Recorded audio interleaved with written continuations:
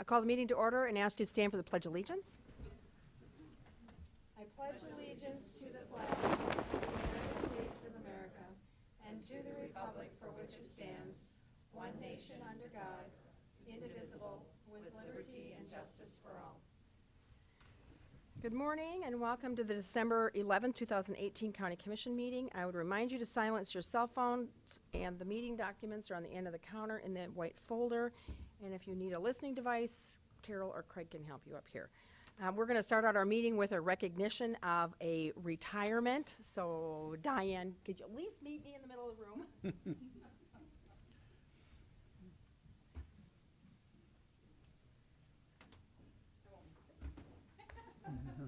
Diane's been with us since 1983, 35 years, and has decided to leave us. And she became Director of Equalization in 2016, and has done an amazing job of just keeping our records accurate and helping to evaluate property and educating our new people as they come in and kind of try to do this last few years. About third year office has changed, and we appreciate what you've done for us, and we wish you all the very best in your retirement. And this is a little gift from department heads and from the commission, and thank you for bringing your friends along and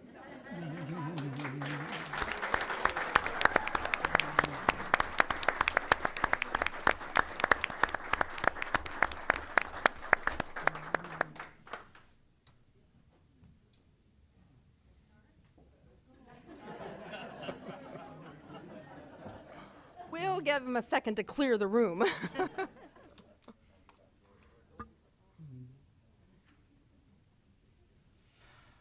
With that, we'll move on to routine business. Item number 1 is consider a motion to approve the agenda. So moved. Second. A motion and a second. All those in favor say aye. Aye. Those opposed, same sign. Motion passes unanimously. Item number 2 is approve the commission meeting minutes from December 4th, 2018. So moved. Second. A motion and a second. All those in favor say aye. Aye. Those opposed, same sign. Motion passes unanimously. Item number 3 is bills to be paid in the amount of $2,302,754.87. Pay the bills. Second. And a second. Comments, Commissioner Barth? Commissioner Bender had her hand Oh, up. Commissioner Bender. It's like a race up here. I just wanted to point out that the vast majority of the bills are our second drawdown for the construction in the amount of $1,581,000 and some change. And so the total budget for the construction was a little over $40 million, and we, after 2 drawdowns, we now still have about $38 million left. So there's a lot of progress out there if you've had a chance to go by, and it's particularly noticeable as you drive down Minnesota, because there's a very large garage door at the very top of the building, so it looks very interesting. But we continue to meet. We have a meeting again today on that. So. And if you come from the north, it's like, oh, it looks like it's done, because I've come from the north, so a different perspective. So I was Commissioner going to say that exact same stuff, and because Jean said it, I don't get to say anything. I have to keep my mouth shut. Well, with that, we will let you vote on approving the bills. All those in favor say aye. Aye. Those opposed, same sign. Motion passes unanimously. Item number 4 is reports. Item A is the Highway Department monthly construction project update for 2018, and that's on file at the auditor's office. And I'm just going to give a plug for the highway, which I don't think they're in here. This is a great report if you are interested in what's going on the highways. This is a great report, and I'm really glad we added this to our list of reports because I enjoy looking at there's pictures, and I love to look at pictures. So I'm giving a plug for them. Item number 5 is personnel actions. Item A is consider a motion to approve the routine personnel actions. So moved. Second. A motion and a second. All those in favor say aye. Aye. Those opposed, same sign. Motion passes unanimously. Item B is a special commission action to approve the hire of a groundskeeper. Carrie? Good morning, morning. Carrie Deaver from Human Resources. The first item I have for you is approval of a groundskeeper. This position requires basic knowledge of groundskeeping, and our candidate has 9 years of experience with his own business, mechanical abilities, and a relevant degree. So we're asking for 3 steps above the hiring range for this. Okay. Any questions for Carrie on this hire? Motion? Move for approval. Second. Motion and a second. All those in favor say aye. Aye. Those opposed, same sign. Motion passes unanimously. Item C is a special commission action to approve changes in the step increases. Carrie. I think you all know that we've been working towards transitioning to a new payroll system that's going to be effective next July. As we were working on that, we realized the new payroll system has a capability that our current system doesn't, in that it can calculate step increases on the date they're effective. Right now, we round them to the nearest step or the nearest beginning of a payroll period closest to the step date so that we don't have to go through those manual calculations. But we'd like to take advantage of the system's capabilities and move towards making it effective on the actual step date. In order to do that and to run accurate parallel payrolls, we want to start that change with the beginning of the pay or the new year, which is already this Saturday. So we are bringing to you quickly 3 items for your approval and consideration. First would be the handbook change to update the language. And then because our step increase effective date is also in our contracts, we're asking for contract amendment approval from you for both the Highway Union and the Deputies Association. Okay. So I'm going to read the motions, and if I could have first and a second for a pass on it. It's consider a motion to approve an update to section 8.5 of the employee handbook on step increase effective dates. I'll make a motion to approve. Second. A motion and a second. All those in favor say aye. Aye. Those opposed, same sign. Motion passes unanimously. Item number 2 is consider a motion to authorize the chairman to sign an amendment to the agreement between Minnehaha County and the Highway Union on step increase effective dates. So move. Second. Motion and a second. There's no questions on these, are there? I kind of just flew through them. Commissioner I have a Bender? comment Yeah, at some point, but I can wait until the end. Okay, I have a motion and a second. All those in favor say aye. Aye. Those opposed, same sign. Motion passes unanimously. And then item number 3 is consider a motion to authorize the chairman to sign an amendment to the agreement between Minnehaha County and the Deputies Association on the step increase effective date. Motion to approve. Second. Motion is second. All those in favor say aye. Aye. Aye. Those opposed, same sign. Motion passes unanimously. Commissioner Bender. And I just had a brief comment. I just wanted to thank Carrie and her staff and everyone that's working on this transition in our software. This is just one of the capabilities that we pick up. I also want to thank the Highway and the Deputies Associations for responding promptly so that we could get this in place and being very good partners in all of this. So They really just were. thanks to all of you. Thank you very much. And then we have item D is a special commission action to approve emergency management personnel changes. And we have 2 parts of that. This is really some cleanup items for you. There's been some evolving changes in emergency management, and we've just recently had 2 staff announce that they're leaving, one for retirement after many, many years, and one for a different opportunity. So it's been a good opportunity for the Sheriff's Office to consider configuration. And with that and the new reporting structure, we're here to recommend 2 changes. One is a retitling and reclassification of the Director of Emergency Management position. We would like that to become a Sheriff's Office Director of Emergency Management. And with that, we're recommending a pay grade change from 24 to 21. Also, as the sheriff looked at and evaluated staffing, he is willing to try absorbing some of the responsibilities from the administrative secretary position. So we are asking for your approval to eliminate that position with the caveat that if workload becomes a little higher, the sheriff may need to come back and reevaluate that. Okay. Any additional comments? Okay.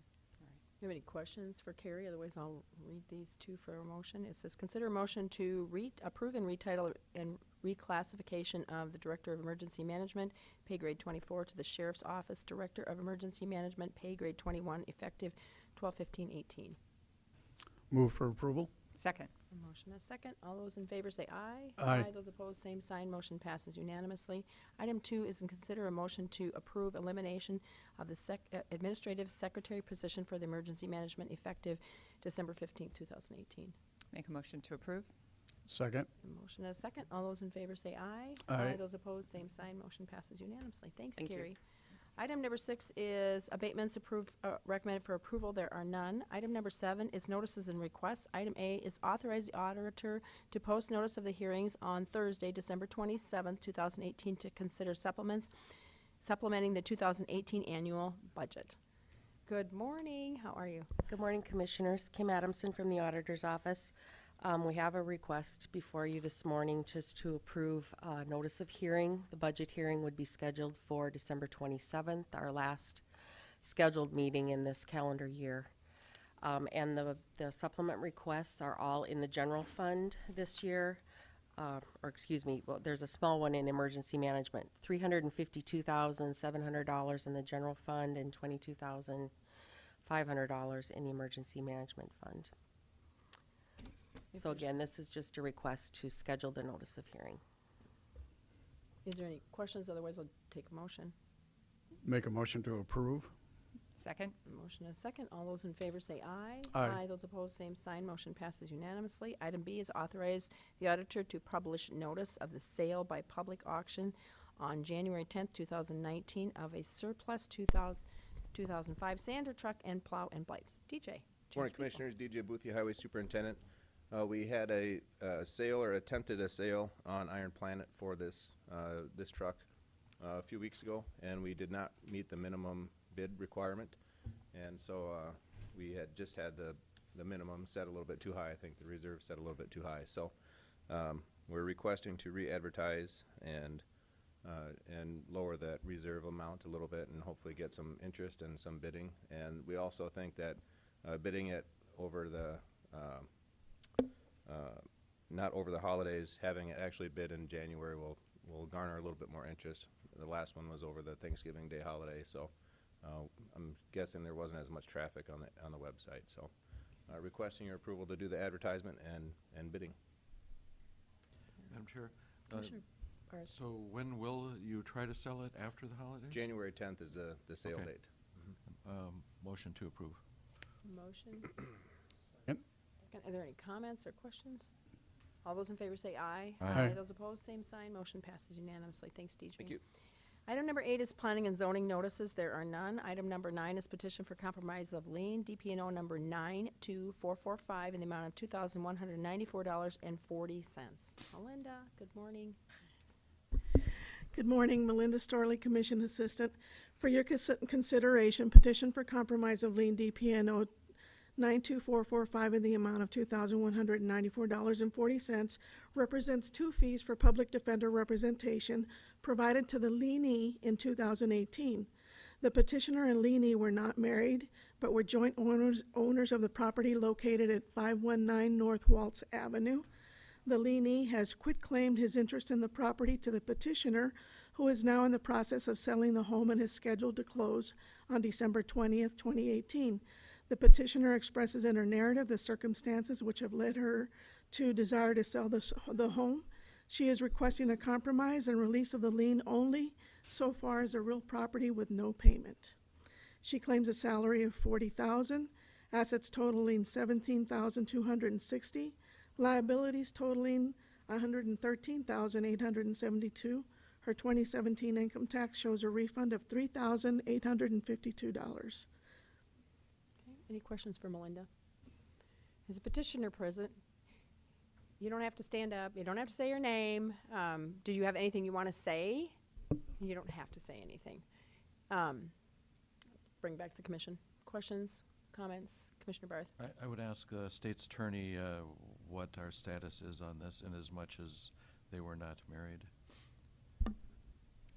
So the fact that they were not married But jointly Is- owned the property. is the focus should be that there was ownership in the real property. The lienee had an interest in that property. That's what the lien has attached to.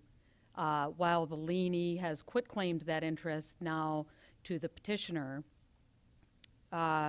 the question before the board is whether the board wants to relinquish the lien against the net proceeds of this sale. And so you have the authority to consider the request. The statute gives you the authority to compromise and subordinate or whatever you think is appropriate. There's certain language in the statute, but the sum is that you have the authority to consider this. So the question really is the relinquishment. If you compromise this lien, you'd be giving up the net proceeds that are reflected in the closing documents. So because they owned property together, now the lienee has quitclaimed that property interest to the petitioner, and thereby, I don't think that changes the fact that you have a lien against this real property. Does that make sense? It does. Commissioner Bender. I think in accordance with what we've done in the past under similar factual circumstances where the county services were provided to a recipient to defend the recipient against a crime, for a crime committed against the other co-owner of the property, I would be in favor of removing the lien from the property and leaving the lien on the recipient of the legal services so that this property could be sold. That would be my motion. I would second that. I have a motion and a second. Any additional comments or questions? I would reiterate the fact that the individual who is getting the relief had no responsibility for some of the activity that was she was dealing with, and I appreciate the fact that she's willing to come and at least be here to answer questions. I do believe that the individual who received those services from the county is responsible and should be held responsible for those. Any other comments or questions? All those in favor say aye. Aye. Oops, excuse me, that has to be a roll call vote. Sorry, I have it on my notes. Barth, Aye. Bender, Aye. Benega, Aye. Hiberger. Aye, motion passes unanimously. Thank you for coming. You sure didn't have to, but thank you. Thank you very much. Next item is opportunity for public comment. Is there anyone who would like to speak on anything that is not on today's agenda? Okay, that will move on to regular business. Item number 10 is a public hearing to consider a transfer of the retail on/off sale malt beverage license by Renner Corner Incorporated. Olivia. Yes, Renner Corner is simply changing ownership. The business name and the business operations itself will remain the same. The current owners are Dean and Sandy Sorum, and it will be changing on January 1st to Paul James and Randy Sorum. And these have been reviewed by State's Attorney, Sheriff, and Planning and Zoning. Are there any questions for Olivia at this point? This is a public hearing, so is there anyone here that would like to speak in favor of this transfer? So anyone who wants to speak against it? I'm not seeing anyone, so I would look for a motion from the commission side. So moved. Second. A motion and a second. Need a roll call vote. Yes. Bender, Aye. Benega, Aye. Barth, Aye. Hiberger. Yes, motion passes unanimously. Thank you for coming. Item number 11 is a brief presentation on the Glory House Affordable Housing Proposal by Mr. Johnson. Good morning. Coming. Good morning, Commissioners. Thank you for allowing me to come and give you an update as to where we're at with our turtle race to put up affordable housing. But we're slow but steady wins the race. So let me see. Mr. Johnson, IT can help you if you want them to flip your. Okay. Yeah, okay. That's much better for me. Thank you. So just a brief history, because I think most of you are probably aware that we've been in the community for 50 years, founded by First Baptist Church, Roger Frederickson, and a congregation there. Our name, the Glory House, came because of the time it was founded in 1968 was also when Martin Luther King had been assassinated. So that is the history. Today, we have 84 beds, 60 men, 24 women. Very complex clients, as the Commission is undoubtedly aware. We are accredited by the American Correctional Association, as well as the Department of Social Services to provide substance abuse treatment. 2017, we had 414 residential clients, with 62% completing that program and moving out into the community. We also had over 700 clients in our outpatient programs. We have about a $3 million annual budget, employ just over 50 people, and we provide services to keep the gap between what's going on in terms of the community for work, housing, programming, and a place to stay that's for our clients. So We've been working with Lloyd Properties, and we are planning on, as well as the city and other players as well, but our goal is to raise 72 affordable housing apartments located on the ice skating rink, the former ice skating rink, that was just adjacent to our property. We worked to compromise out with the city to, they gifted a portion of it, and we paid $50,000 for a piece of that land as well.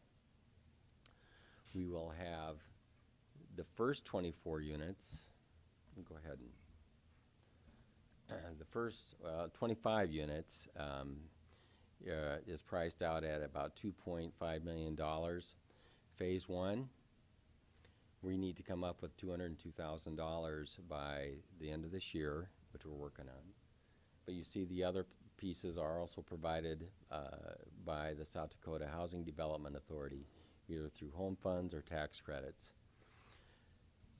The beauty part of this and the need that we saw was that so many of our clients, and as well as many of the people coming out of jails, prisons, whatever, they go back in the community and they don't really have an affordable place to be.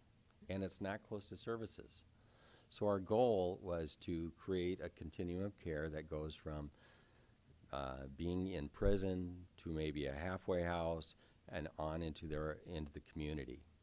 Our clients are folks, go ahead and bump it up one. Our clients are people that have felony records, and as you know, in Sioux Falls, trying to find housing is already difficult, but add on there a felony record, a history of substance abuse, perhaps a history of unemployment, and it becomes even more challenging.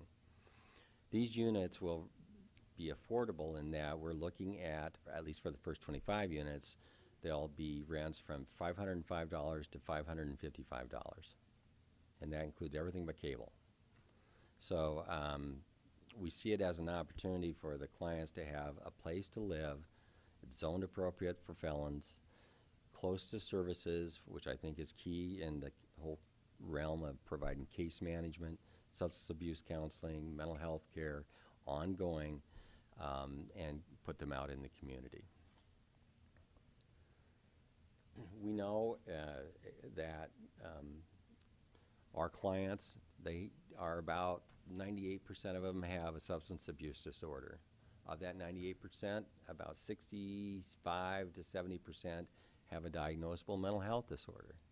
So you got substance abuse, you got mental health, and then you add the layer of criminal justice issues that most of our clients have.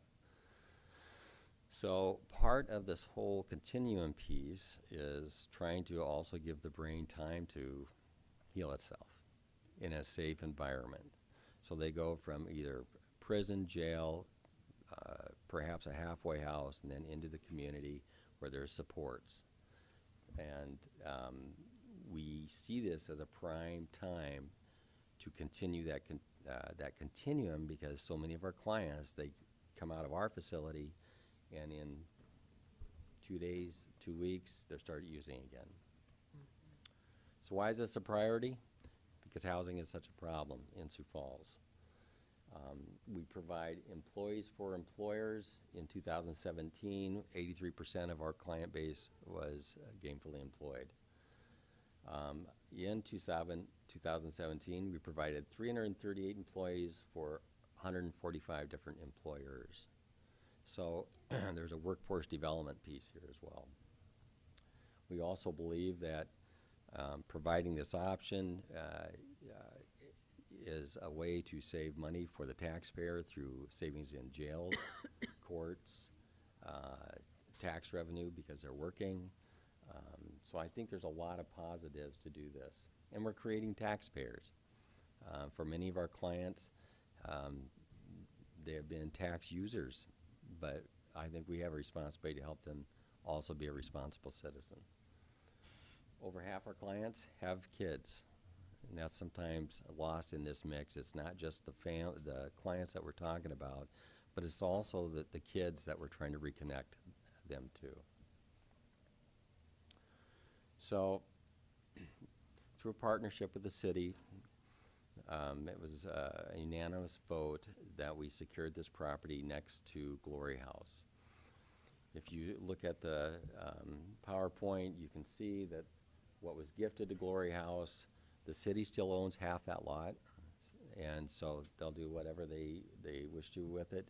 And we purchased about a 3-foot strip at $50,000. So that's where we're hoping to build the first 25 units. They'll be on the north end. Go ahead.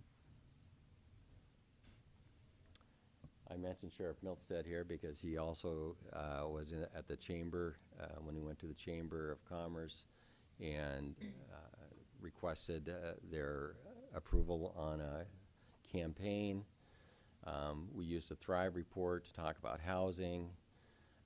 We do have, if you recall, the Thrive report talked about housing needs. One of those needs are for felons.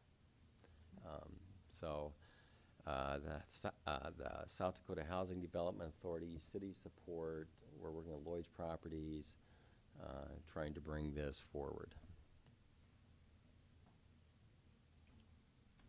So those are kind of a little bit small to read, but on the north side of the property where the ice skating rink was, because it is now torn down, and they would not let me operate the heavy machinery to tear it down for liability purposes, but maybe next time.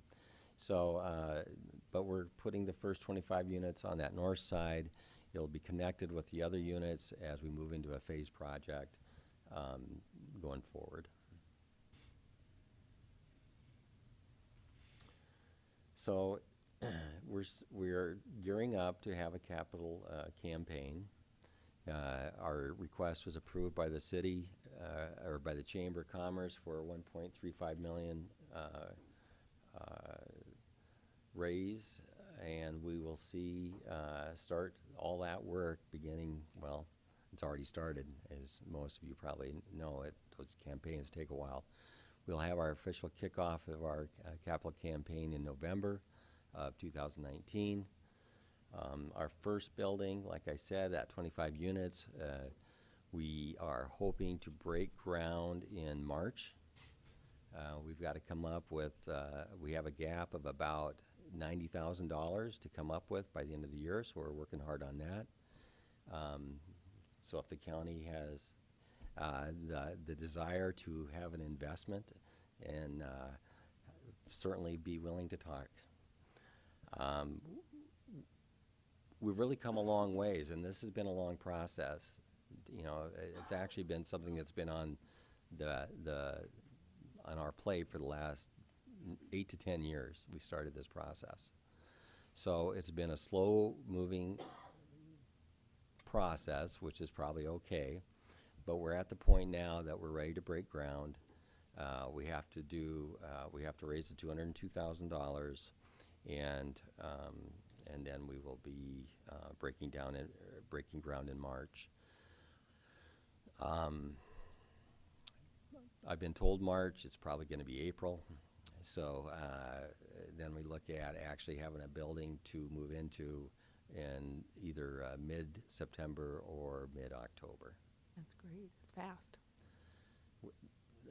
Nothing's been fast with this. Let me just say that. But we are finally there. We're reaching where we need to be. The first 25 units, I can't tell you how many inquiries I've had, people, needing housing. So we appreciate anything that the county can do for support. Can I answer some questions? Thank you, David. Any questions for David? Dave, one of the things that has come up in a couple other conversations that I've been involved with, do the participants of your program pay any of the rental cost after they receive not only the services, but more importantly, they find a job to stay in the community? I know 83% of them are working at something, which is awesome.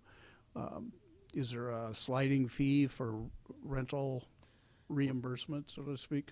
In our current operation? Correct. Yes, in our current operation, clients do pay a fee to to stay in the residential facility or participate in the ongoing counseling and stuff like that.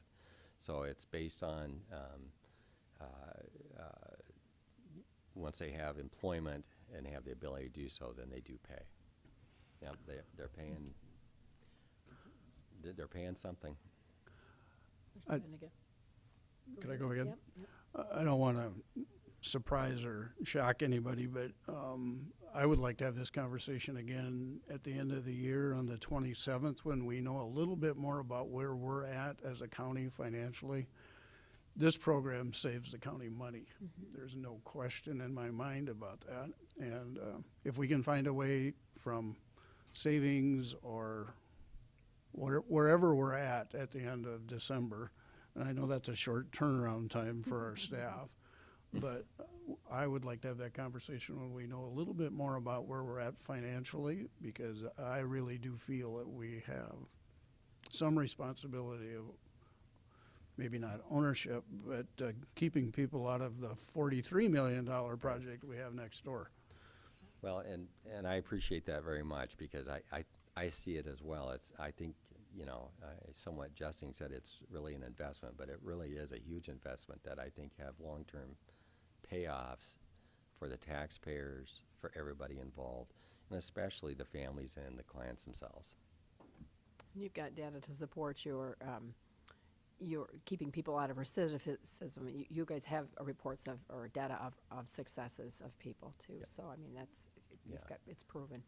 Commissioner Benega, or Bender, excuse me. And I was just gonna, you didn't really talk about it, and I understand why, because your point was to talk about what your new project is, but to help people understand what a good investment it is, I think it's a good opportunity for you to brag a little bit about the great results that you guys do have out there. Well, if you look at, we have 62% complete the program. Now, that's not where our goal is. Our goal is 75%. So we're always shooting for more. But if you look at the complex clients, and you guys are well aware of who's in your jail, you're talking about substance abuse, you're talking about mental health, and you're talking about a variety of other what we call criminogenic factors that bring people into the court system. So we do have everybody that's in the program have a chance to address their substance abuse, address their mental health, have a case management program, have employment services, and start reconnecting really with the community, their families and friends. I was asked by somebody that's not local, but they were talking to me and saying, well, why only 83% of your guys are employed? You guys have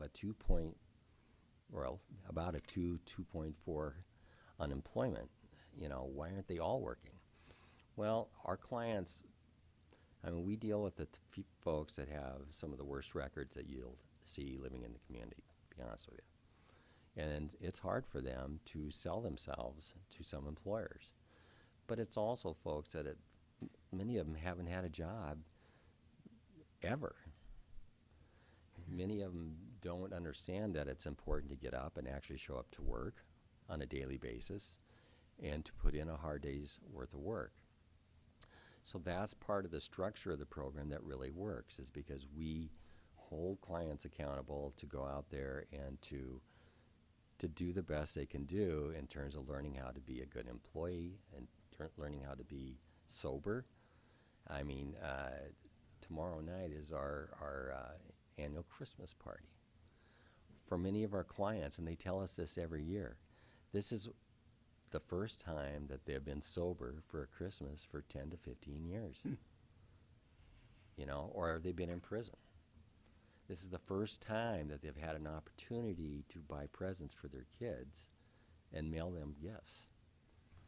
And so we're trying to create this whole positive, pro-social thing about this is what most of us do. This isn't something that's unusual. This is what most of us do. We take care of our family and our friends, and we move forward by doing the responsible things that adults need to figure out how to do. So it is very difficult to for our clients to go in the community and stay sober, and it's very difficult for them to maintain a job. But by having the structure and the backup of people that really do care about them, we do see at least 63% complete the program successfully.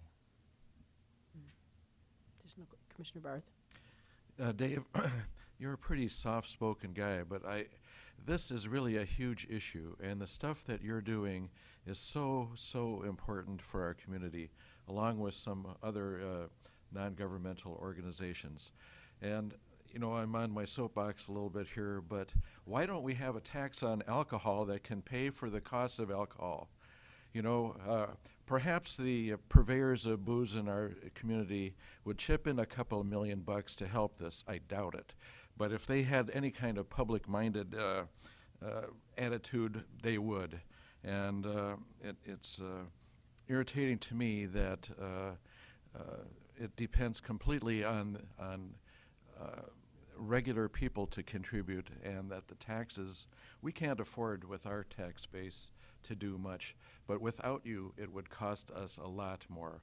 The taxpayers are being saved millions of dollars by your operation, and it seems to me that those that cause the problem ought to step up and contribute to the solution. Anyway, that's my comment. Thank you, Commissioner Barth. Additional comments?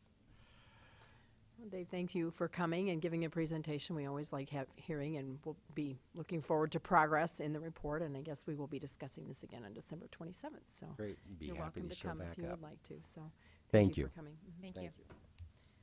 Item number 12 is consider a motion to authorize the 2018 budget supplements using departmental personnel savings. Kim Adamson. Good morning again, Kim. Commissioners, we have an internal budget policy requiring that departments receive authorization from this board to use any personnel savings on salaries and benefits, to offset any other budget overages they have in their departmental budgets. So we have 5 requests before you this morning. The total is $211,000. There were requests from the various department heads attached to your briefing memo, and we can go through each one individually, or How would you like to handle it? Do you want her to speak on each individual one, or do you want to make a motion on the supplements? I'm open to whatever your pleasure is. I'd make a motion for all of them.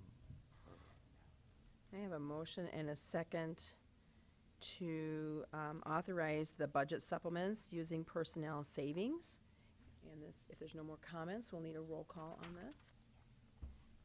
We're on page 2 now. Hmm. Barth? Bender? Aye. Benega? Aye. Hiberger? Aye, motion passes unanimously.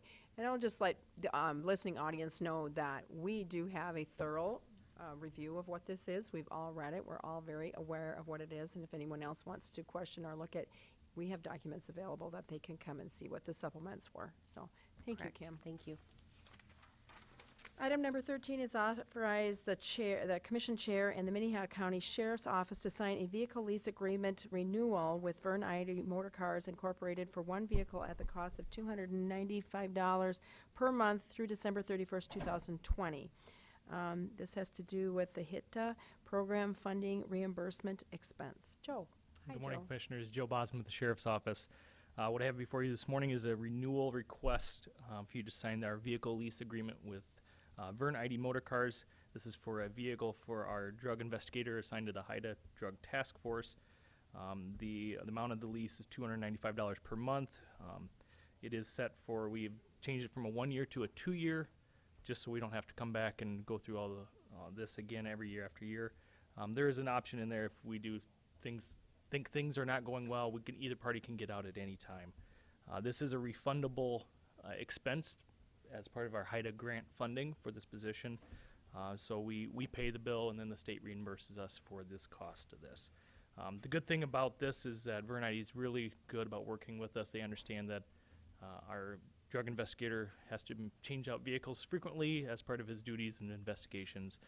And so it kind of affords us to, it does say lease, but it gives us the option to swap out vehicles as needed throughout the duration of this agreement. So I would request, if possible, for the commission to sign this vehicle lease agreement.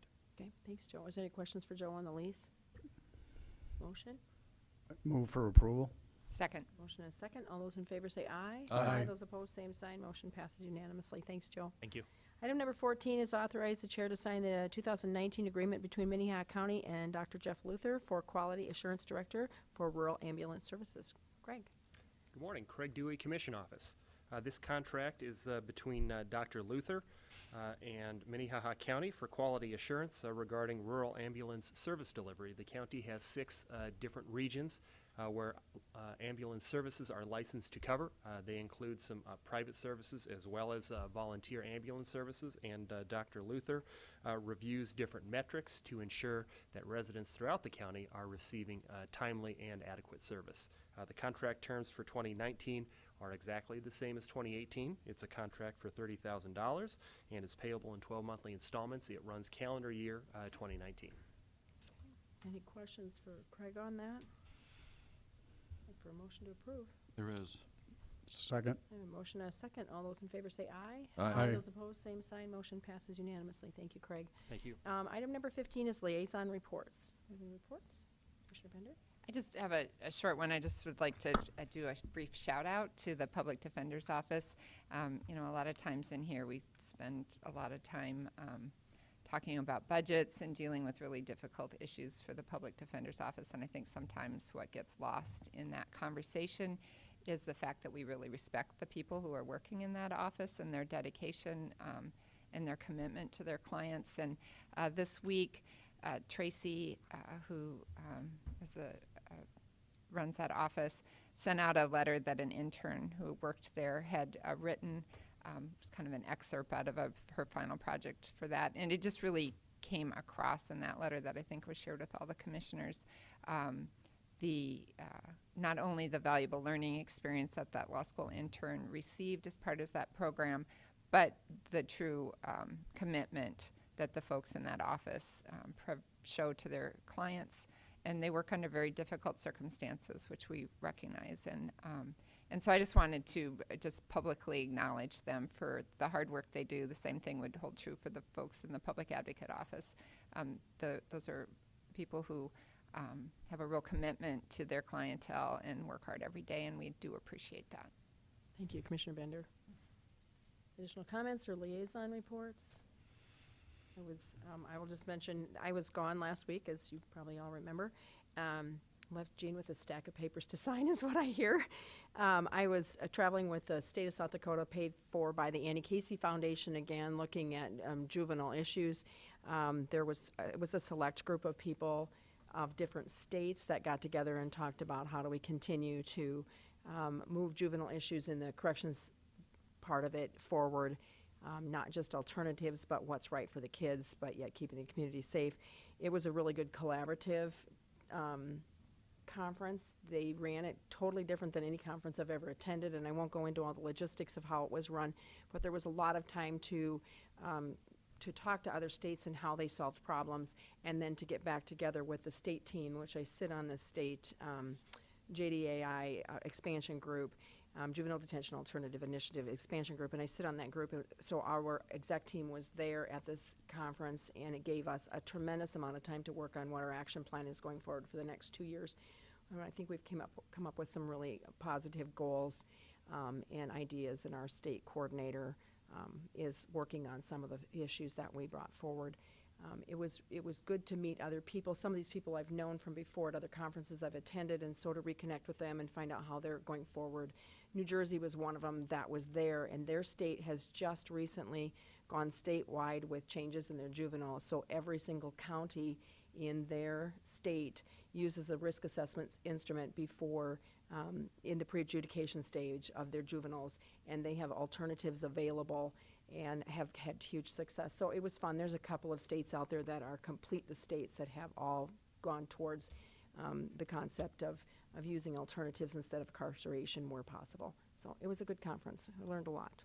Madam Chair? Commissioner So are there states that are sort of reluctant to go in that direction, or are there states that have not yet picked up on this, this new process? I'll use South Dakota as an example. When we started this in 2010, 2011, it was just Pennington County and Minnehaha County. And you look at how many years ago that was, and we're still working on expansion in South Dakota, and we're only working with, I believe it's 4 other counties, I'd have to really think, but a few other counties, because it takes a while to make, you know, what do you have available? How many kids are you actually incarcerating? If you're not incarcerating anybody in your county, it's not an issue in your county. And so we're working with counties that actually have kids who are there incarcerating, and how are they dealing with it. And it's also a messaging issue. Do you talk to them about, oh, you need to change the way you're doing things, or what can we do to help you to improve what you're already doing? And so it's not always coming in with a hammer. South Dakota isn't a statewide JDAI or, you know, change in philosophy. I think we've changed the philosophy, but not every county is doing everything we could, and not to say anything negative. It's just the way the system works. So. There are a couple that are statewide, but not very many. Some of them are, you know, a quarter or 3/4 or whatever, and we're just getting started here, so. If there are no more liaison reports, I would look for new business. Is there any old business? Commissioner Barth? Commissioner Bender had her hand up. Sorry. Oh, go ahead. I I always went look first to the last time. right You can go first first this and then time. the That's because left. I'm such a, well, anyway. I wanted to mention 2 things. One I could have mentioned earlier, but when I first started, we almost never went a week without having abatements on our agenda. And with Kyle and now with Diane, they've been virtually eliminated, except for maybe twice a year where we had a group of abatements. And it just shows that that office has been functioning at a better level than it was back in the day. And the other thing I was going to mention is, in talking to one of our friends on the City Council of Sioux Falls, they had a alcohol renewal for a location that had 154 police calls in a year, and there was some discussion about whether or not to renew it. I think that they did, but compare that to the Sorums there and Renner Corner, where they've been running a great business. I don't know if I ever run for office again who I'm going to ask to put signs up there, but in any case, I'm glad we don't have a problem with a location with 154 police calls in a calendar year. Thank you, Commissioner Barth. Commissioner Bender? And I just wanted to give a brief update. I had the opportunity to participate in the Siouxland Community Library's Read for the Record, which, if you guys haven't done it, is super fun. I thought it was really fun. Anyway, they had an opportunity to read to 5,125 people in our community on that Read for the Record Day. And it's just a great opportunity to spread the love of reading to kids across the community, and I really appreciate them for their effort in organizing that event. It's a lot of volunteers to corral and coordinate, so. And I'll give a shout out. I did it a couple years ago when it worked in my schedule, and I live rural, Minnehaha County, and they accommodated me by finding one of my local school districts, so I didn't have to drive to Sioux Falls, and then I was actually able to read to a couple of the rural schools, which you have to have somebody go out there. So that was great, and they do an awesome job. So. Okay, if there are no more old business, I would say a motion to recess Minnehaha County Commission meeting. So moved. Motion and a second. All those in favor say aye. Aye. Those opposed, same sign. Motion passes unanimously. We will be reconvening in a few minutes for executive session. So, thank you for coming.